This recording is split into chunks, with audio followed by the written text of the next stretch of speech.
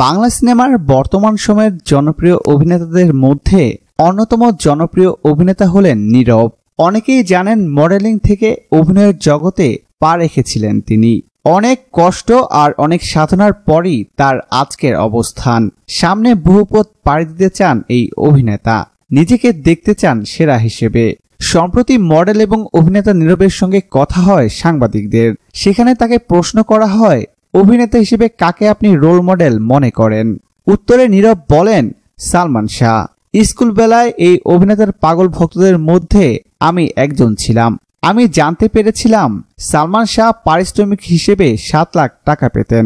আমারও ইচ্ছা ছিল সিনেমাতে অভিনয় করে 7 লাখ টাকা কামাবো। একেবারেই ছেলে মানুষই চিন্তা। আমি তার ছবি হলে দেখতে গিয়ে কত কাণ্ড ঘটিয়েছি তার হিসেব নেই। মূলত তার অভিনয় দেখেই সিদ্ধান্ত নিয়েছিলাম আমি চলচ্চিত্রে একদিন জায়গা করে নেব।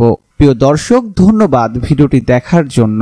নিত্য নতুন এক্সক্লুসিভ সব খবর পেতে এখনই সাবস্ক্রাইব করুন এইচডি ওয়েবসে।